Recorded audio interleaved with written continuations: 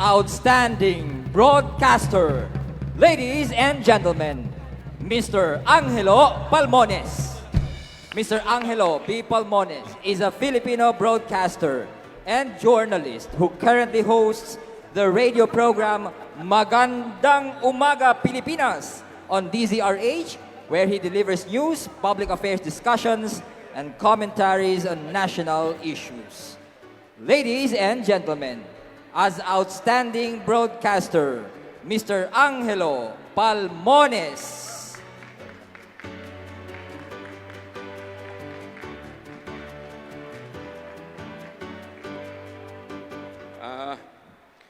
Isang magandang gabi ho sa inyong lahat.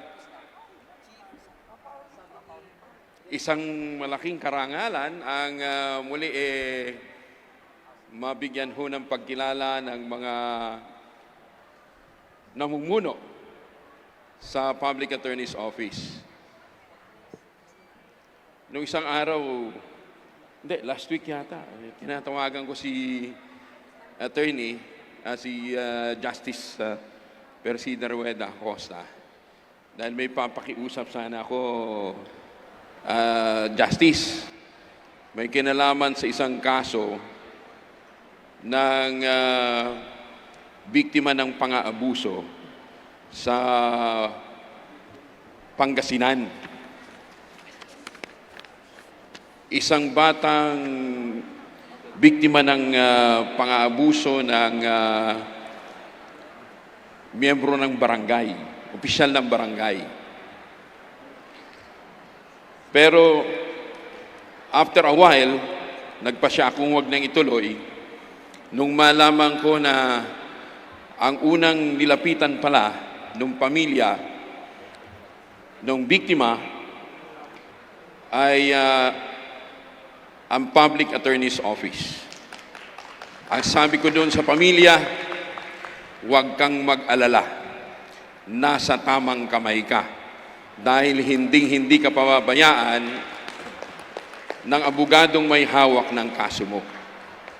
Dahil yan ay isang magiting nakaanib ng Public Attorney's Office. Kaya hindi ko na ho itinuloy yung tawag ko kay Justice Persida dahil alam ko hindi pababayaan ang kasong yon. Kaya samantaling ko yung pagkakataon na muli mapasalamatan ho ang mga magigiting na mga abogado, mga opisyal ng Public Attorney's Office.